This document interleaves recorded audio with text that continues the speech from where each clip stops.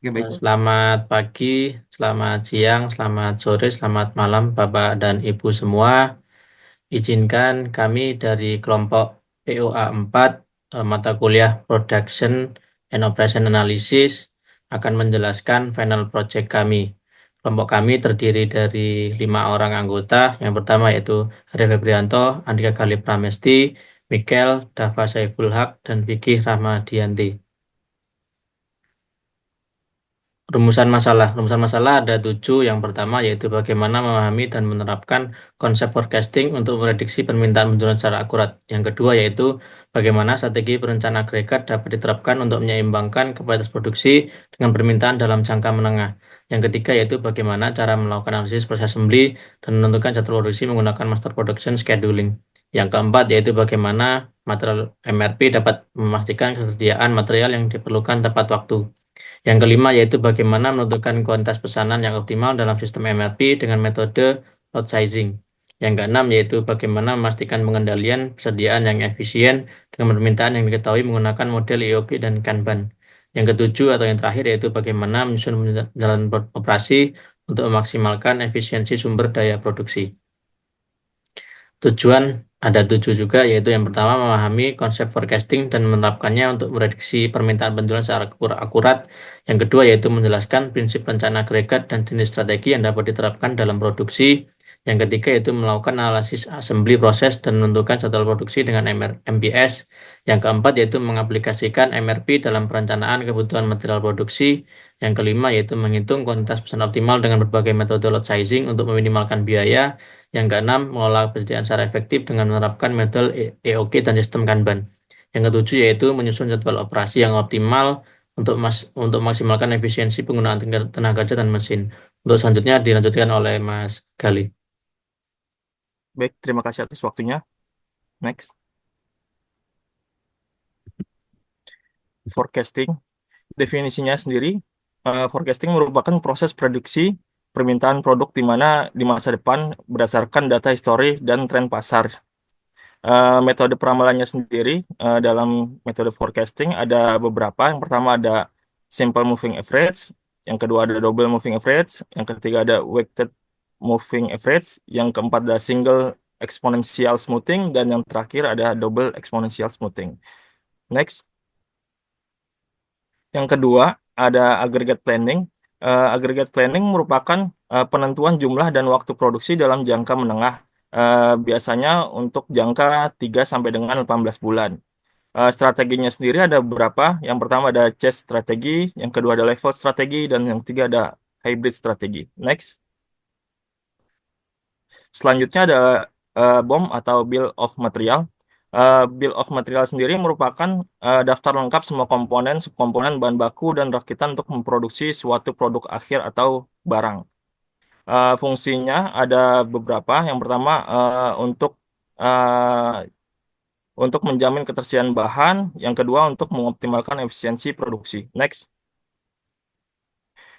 Selanjutnya ada Master Production Scheduling atau MPS. MPS merupakan rencana induk produksi yang menentukan apa yang akan diproduksi, jumlahnya berapa, dan kapan produksi dilakukan. Fungsinya adalah sebagai penghubung antara perencanaan strategi dan operasional. Yang kedua, memastikan produksi sesuai dengan permintaan dan kapasitas. Next. Selanjutnya ada MRP atau Material Requirement Planning. Material Requirement Planning merupakan sistem perencanaan produksi untuk menentukan jumlah dan waktu kebutuhan material.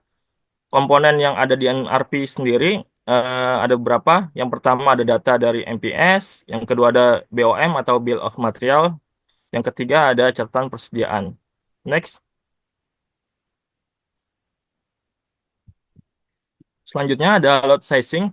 Lot sizing merupakan penentuan jumlah unit produk yang harus diproduksi atau dipesan dalam satu batch. Tujuannya adalah meminimalkan total biaya produksi dan penyimpanan. Metode yang digunakan ada tiga, di antaranya Economic Order Quantity atau EOQ, yang kedua Lot for Lot atau LFL, yang ketiga ada Fixed Order Quantity atau FOQ. Next. Selanjutnya ada Inventory Control Subject to Know Demand. Eh, inventory control subject to no demand merupakan pengendalian persediaan di mana tingkat permintaan dapat diprediksi dengan akurat. Metode yang sering digunakan ada yang pertama ada just in time, yang kedua ada economic order quantity, yang ketiga ada safety stock planning. Next.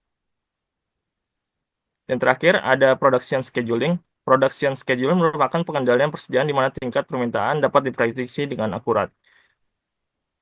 Selanjutnya akan dijelaskan oleh Mbak Vigi. Oke, next. Jadi berikut yang sedang kita lihat di layar ini adalah hasil perhitungan time series decomposition. Di sini menampilkan data dari tahun 2019 sampai 2021 yang nantinya bisa kita hasilkan untuk melihat datanya di tahun 2022.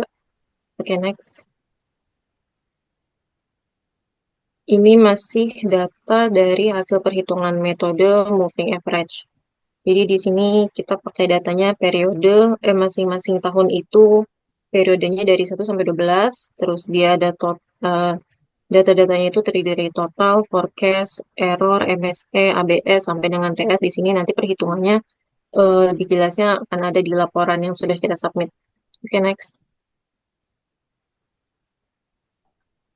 Terus selanjutnya di sini adalah hasil operational scheduling. Jadi di sini yang kita tunjukkan ini adalah jenis mesin-mesin yang digunakan dan kapan mesin-mesin ini digunakan nih. Jadi yang data panjangnya ini adalah jadwal-jadwal dari mesin mana digunakan di hari kapan gitu. Oke, next.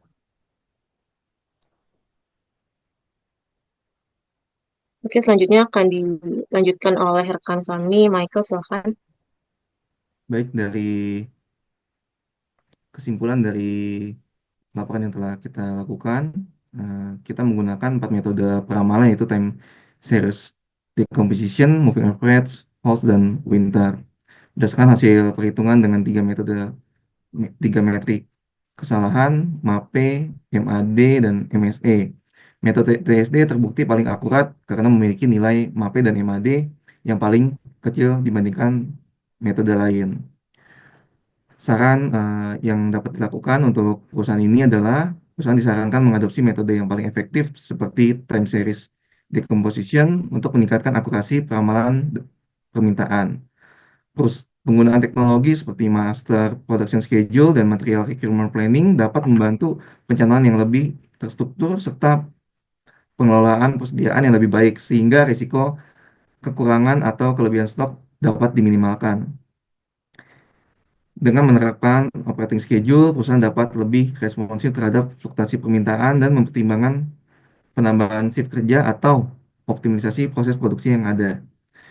Evaluasi biaya, operasi, dan produksi perlu dilakukan secara rutin dengan memanfaatkan metode seperti Silvermel heuristic dan period balancing, less unit cost, dan Wagner Wittin untuk menemukan strategi biaya yang paling lebih hemat tanpa mengurangi kualitas hasil produksi. Demikian hasil presentasi yang dapat kami sampaikan. Kurang lebihnya kami mohon maaf. Terima kasih.